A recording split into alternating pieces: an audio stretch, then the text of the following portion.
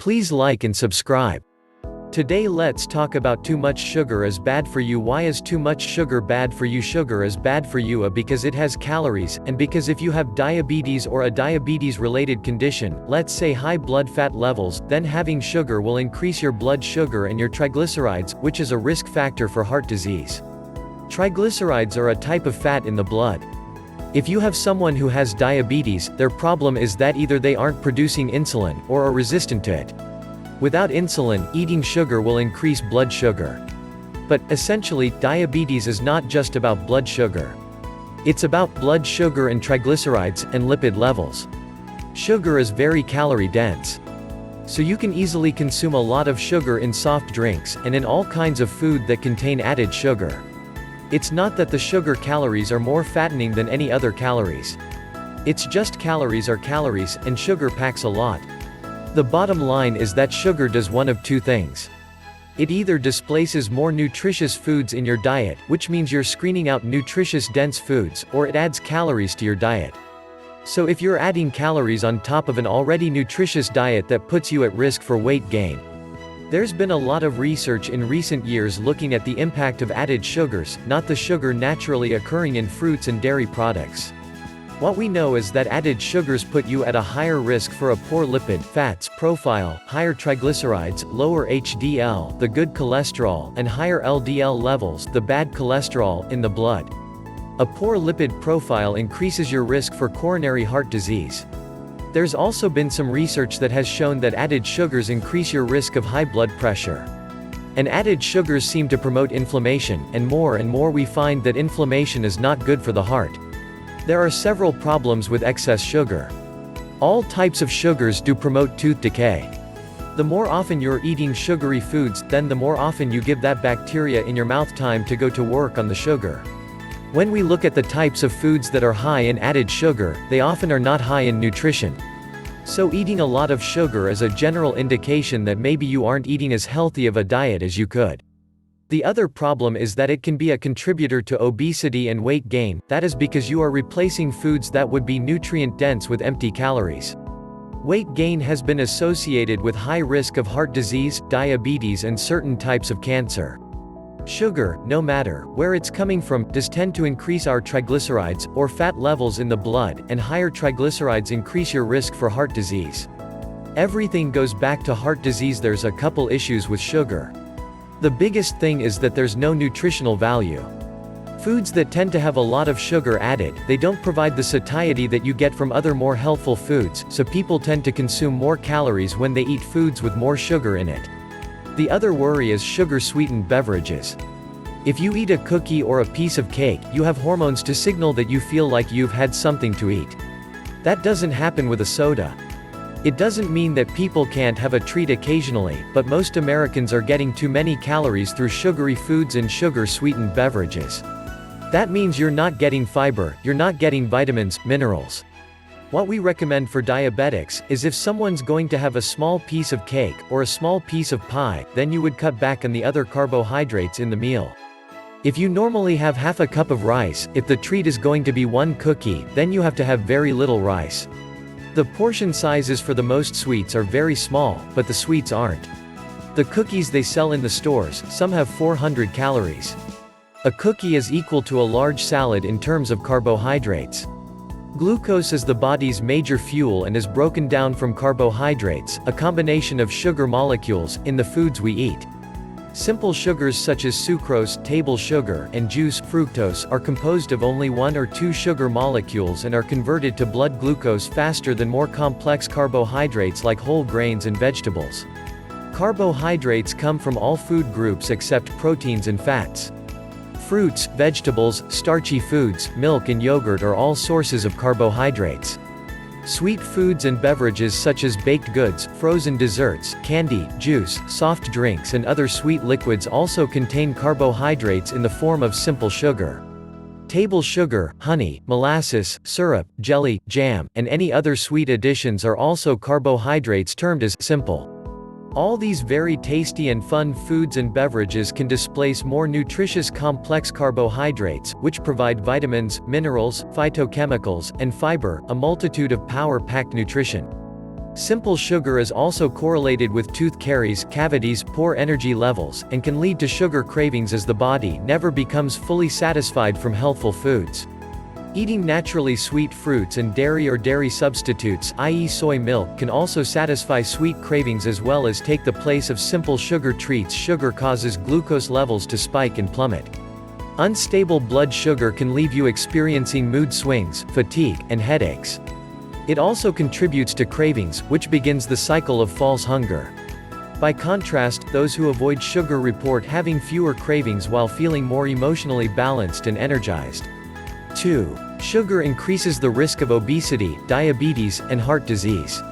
While we all like to indulge once in a while, foods that quickly affect blood sugar contribute to a greater risk of obesity, heart disease, and diabetes. 1. Emerging research also suggests connections between these high glycemic diets and various forms of cancer. 2, 3, 4. These effects are often a result of added sugars working in your body, so be sure to read those nutrition labels.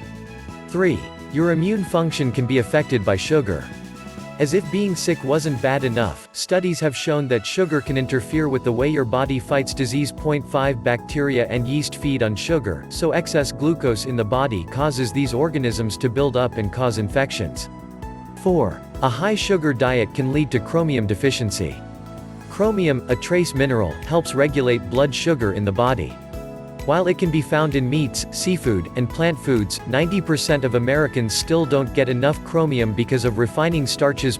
6. Other carbohydrates can also rob foods of their chromium supplies, so limiting your carbs is your best bet for increasing those mineral levels. 5. Sugar accelerates aging. While you probably know that sugars can affect your body composition, they can also mess with your skin by contributing to wrinkles and sagging. After sugar hits your bloodstream, it attaches to proteins. The mix of these proteins with sugar causes the skin to lose elasticity and leads to premature aging. 76. Sugar causes tooth decay. With all the other life-threatening effects of sugar, we sometimes forget the most basic cosmetic damage it does. When it sits on your teeth, sugar causes decay more efficiently than any other food. 8. It's important to brush your teeth at least twice a day to stop sugars from fueling plaque and bacteria. 7. Sugar can cause gum disease, which can lead to heart disease. Increasing evidence shows that chronic infections, like those that result from dental problems, play a role in the development of heart disease. 9. Most researchers believe that the connection stems from the body's inflammatory response to infection. Luckily, this works both ways. Maintaining a healthy lifestyle will decrease your risk of common illnesses, which reduces the chance that they'll become a more serious condition later on. 8. Sugar affects cognition in children. Let's not forget about our little ones. When New York City public schools reduced the amount of sugar in their lunches and breakfasts, their academic ranking increased 15.7%. Previously, the greatest improvement ever seen had been 1.7%. 11. The study also eliminated artificial colors, synthetic flavoring, and 2 preservatives, showing the importance of natural ingredients for children. 9. Sugar increases stress. When we're under stress, our bodies immediately kick into fight or flight mode, releasing large amounts of hormones. Surprisingly, the body has the same chemical response when blood sugar is low. After you eat a sweet snack, stress hormones begin to compensate for the crash by raising your blood sugar. The result? Unexplained anxiousness, irritability, and even shakiness. 10. Sugar takes the place of important nutrients. According to USDA data, people who consume the most sugar have the lowest intakes of essential nutrients, especially vitamins A, C, B12, and calcium. The trade-off is especially dangerous for children and teens, who simultaneously consume the most sugar and need the most nutrients. 12. Now that you understand the negative effects of sugar on your body and mind, it's time to be more careful when choosing foods. The first step is getting educated about how to find added sugars. When it comes to convenience and packaged foods, let the ingredients label be your guide. You'd be surprised how many low-carb or diet foods contain added sugar. Register with Atkins today for access to hundreds of recipes, meals, and products free of added sugars. When you hear the word diabetes, your first thought is likely about high blood sugar. Blood sugar is an often underestimated component of your health. When it's out of whack over a long period of time, it could develop into diabetes. Diabetes affects your body's ability to produce or use insulin, a hormone that allows your body to turn glucose, sugar, into energy. Here's what symptoms may occur to your body when diabetes takes effect. Diabetes can be effectively managed when caught early. However, when left untreated, it can lead to potential complications that include heart disease, stroke, kidney damage, and nerve damage. Normally after you eat or drink, your body will break down sugars from your food and use them for energy in your cells. To accomplish this, your pancreas needs to produce a hormone called insulin. Insulin is what facilitates the process of pulling sugar from the blood and putting it in the cells for use, or energy. If you have diabetes, your pancreas either produces too little insulin or none at all. The insulin can't be used effectively. This allows blood glucose levels to rise while the rest of your cells are deprived of much needed energy. This can lead to a wide variety of problems affecting nearly every major body system. Types of diabetes. The effects of diabetes on your body also depends on the type you have. There are two main types of diabetes, type 1 and type 2. Type 1, also called juvenile diabetes or insulin-dependent diabetes, is an immune system disorder. Your own immune system attacks the insulin-producing cells in the pancreas, destroying your body's ability to make insulin. With type 1 diabetes, you must take insulin to live. Most people are diagnosed as a child or young adult. Type 2 is related to insulin resistance. It used to occur in older populations, but now more and more younger populations are being diagnosed with type 2 diabetes. This is a result of poor lifestyle, dietary, and exercise habits. With type 2 diabetes, your pancreas stops using insulin effectively. This causes issues with being able to pull sugar from the blood and put it into the cells for energy. Eventually, this can lead to the need for insulin medication. Earlier phases like prediabetes may be effectively managed with diet, exercise, and careful monitoring of blood sugars. This can also prevent the full development of type 2 diabetes. Diabetes can be controlled. In some cases it can even go into remission if proper lifestyle changes are made. Gestational diabetes is high blood sugar that develops during pregnancy.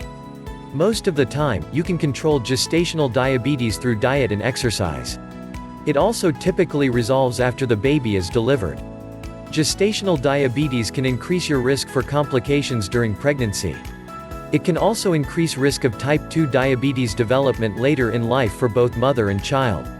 Endocrine, excretory, and digestive systems. If your pancreas produces little or no insulin, or if your body can't use it, alternate hormones are used to turn fat into energy. This can create high levels of toxic chemicals, including acids and ketone bodies, which may lead to a condition called diabetic ketoacidosis. This is a serious complication of the disease. Symptoms include extreme thirst, excessive urination, and fatigue. Your breath may have a sweet scent that's caused by the elevated levels of ketone bodies in the blood. High blood sugar levels and excess ketones in your urine can confirm diabetic ketoacidosis. If untreated, this condition can lead to loss of consciousness or even death. Diabetic hyperglycemic hyperosmolar syndrome (HHS) occurs in type 2 diabetes. It involves very high blood glucose levels but no ketones. You might become dehydrated with this condition. You may even lose consciousness. HHS is most common in people whose diabetes is undiagnosed or who haven't been able to control their diabetes. It can also be caused by a heart attack, stroke, or infection. High blood glucose levels may cause gastroparesis, when it's hard for your stomach to completely empty. This delay can cause blood glucose levels to rise. As a result, you may also experience nausea, vomiting, bloating, and heartburn. Kidney damage. Diabetes can also damage your kidneys and affect their ability to filter waste products from your blood. If your doctor detects microalbuminuria, or elevated amounts of protein in your urine, it could be a sign that your kidneys aren't functioning properly. Kidney disease related to diabetes is called diabetic nephropathy. This condition doesn't show symptoms until its later stages. If you have diabetes, your doctor will evaluate you for nephropathy to help prevent irreversible kidney damage or kidney failure. Circulatory system. Diabetes raises your risk of developing high blood pressure, which puts further strain on your heart. When you have high blood glucose levels, this can contribute to the formation of fatty deposits in blood vessel walls. Over time, it can restrict blood flow and increase the risk of atherosclerosis, or hardening of the blood vessels. According to the National Institute of Diabetes and Digestive and Kidney Diseases, diabetes doubles your risk of heart disease and stroke. In addition to monitoring and controlling your blood glucose, good eating habits and regular exercise can help lower the risk of high blood pressure and high cholesterol levels. You should also consider quitting smoking if you're at risk for diabetes. Diabetes and smoking are a very bad mix. It increases your risk for cardiovascular problems and restricted blood flow. The best apps to quit smoking: lack of blood flow can eventually affect your hands and feet and cause pain while you're walking. This is called intermittent claudication. The narrowed blood vessels in your legs and feet may also cause problems in those areas. For example, your feet may feel cold or you may be unable to feel heat due to lack of sensation. This condition is known as peripheral neuropathy, which is a type of diabetic neuropathy that causes decreased sensation in the extremities. It's particularly dangerous because it may prevent you from noticing an injury or infection. Diabetes also increases your risk of developing infections or ulcers of the foot. Poor blood flow and nerve damage increases the likelihood of having a foot or leg amputated. If you have diabetes, it's critical that you take good care of your feet and inspect them often. Integumentary system diabetes can also affect your skin, the largest organ of your body. Along with dehydration, your body's lack of moisture due to high blood sugar can cause the skin on your feet to dry and crack. It's important to completely dry your feet after bathing or swimming. You can use petroleum jelly or gentle creams, but avoid letting these areas become too moist. Moist, warm folds in the skin are susceptible to fungal, bacterial, or yeast infections. These tend to develop between fingers and toes, the groin, armpits, or in the corners of your mouth. Symptoms include redness, blistering, and itchiness. High-pressure spots under your foot can lead to calluses. These can become infected or develop ulcers. If you do get an ulcer, see your doctor immediately to lower the risk of losing your foot. You may also be more prone to boils, folliculitis, infection of the hair follicles, styes, and infected nails. Unmanaged diabetes can also lead to 3 skin conditions: eruptive xanthomatosis, which causes hard yellow bumps with a red ring; digital sclerosis, which causes thick skin, most often on the hands or feet; diabetic dermopathy, which can cause brown patches on the skin. For diabetic dermopathy, there's no cause for concern and no treatment is necessary. These skin conditions usually clear up when you get your blood sugar under control. Central nervous system diabetes causes diabetic neuropathy, or damage to the nerves. This can affect your perception of heat, cold, and pain. It can also make you more susceptible to injury. The chances that you won't notice these injuries and let them develop into serious infections or conditions increases, too. Diabetes can also lead to swollen, leaky blood vessels in the eye, called diabetic retinopathy. This can damage your vision. It may even lead to blindness. Symptoms of eye trouble can be mild at first, so it's important to see your eye doctor regularly. Reproductive system: the changing hormones during pregnancy can cause gestational diabetes and, in turn, increases your risk of high blood pressure. There are 2 types of high blood pressure conditions for pregnant women to watch out for: preeclampsia or eclampsia. In most cases, gestational diabetes is easily controlled and glucose levels return to normal after the baby is born. Symptoms are similar to other types of diabetes, but may also include repeated infections affecting the vagina and bladder. If you develop gestational diabetes, your baby may have a higher birth weight. This can make delivery more complicated. You're also at an increased risk of developing type 2 diabetes several years following your baby's delivery. Diabetes is a condition that impairs the body's ability to process blood glucose, otherwise known as blood sugar. In the United States, the estimated number of people over 18 years of age with diagnosed and undiagnosed diabetes is 30.2 million. The figure represents between 27.9 and 32.7% of the population. Without ongoing, careful management, diabetes can lead to a buildup of sugars in the blood, which can increase the risk of dangerous complications, including stroke and heart disease. Different kinds of diabetes can occur, and managing the condition depends on the type. Not all forms of diabetes stem from a person being overweight or leading an inactive lifestyle. In fact, some are present from childhood. There are several types of diabetes. Three major diabetes types can develop: type 1, type 2, and gestational diabetes. Type 1 diabetes, also known as juvenile diabetes, this type occurs when the body fails to produce insulin. People with type 1 diabetes are insulin dependent, which means they must take artificial insulin daily to stay alive. Type 2 diabetes. Type 2 diabetes affects the way the body uses insulin. While the body still makes insulin, unlike in type 1, the cells in the body do not respond to it as effectively as they once did. This is the most common type of diabetes, according to the National Institute of Diabetes and Digestive and Kidney Diseases, and it has strong links with obesity. Gestational diabetes. This type occurs in women during pregnancy when the body can become less sensitive to insulin. Gestational diabetes does not occur in all women and usually resolves after giving birth. Less common types of diabetes include monogenic diabetes and cystic fibrosis-related diabetes.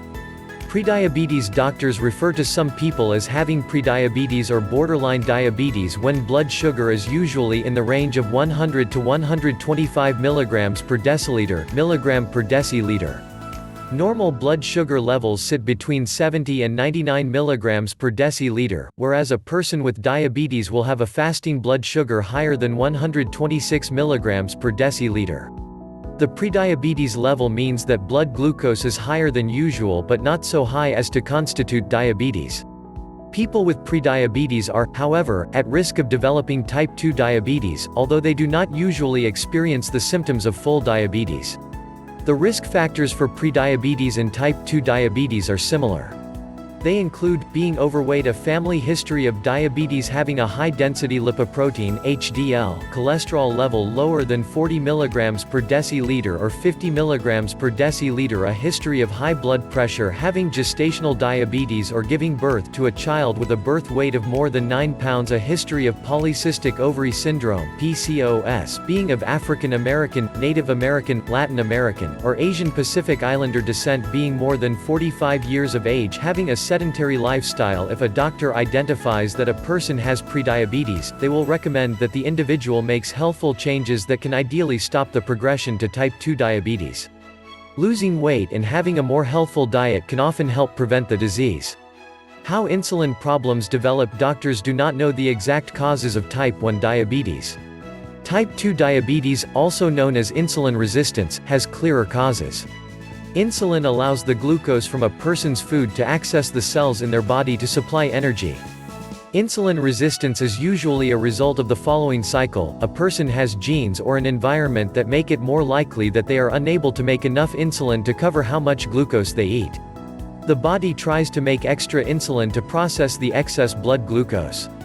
The pancreas cannot keep up with the increased demands, and the excess blood sugar starts to circulate in the blood, causing damage.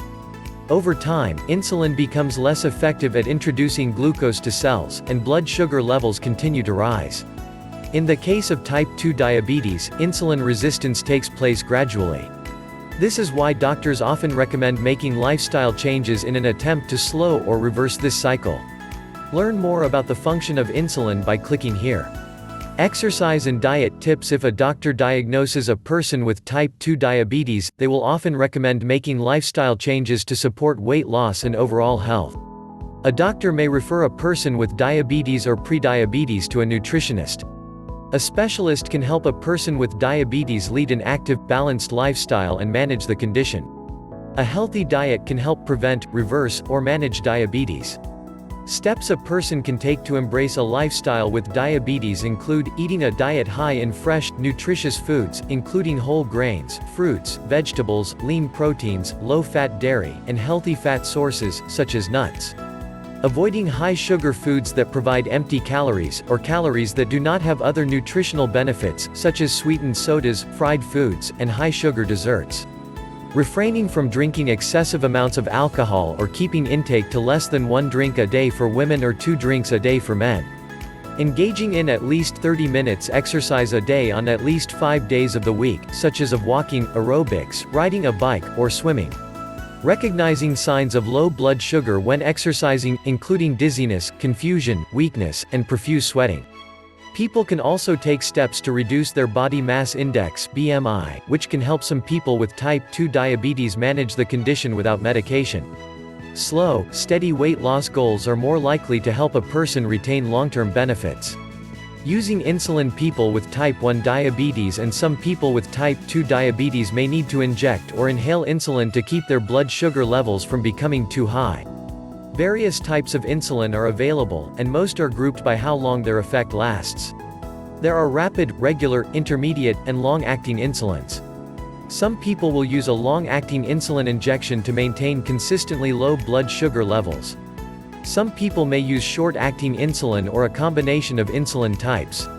Whatever the type, a person will usually check their blood glucose levels using a fingerstick.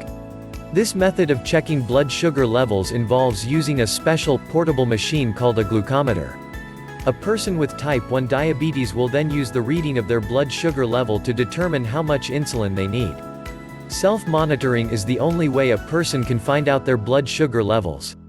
Assuming the level from any physical symptoms that occur may be dangerous unless a person suspects extremely low glucose and thinks they need a rapid dose of glucose.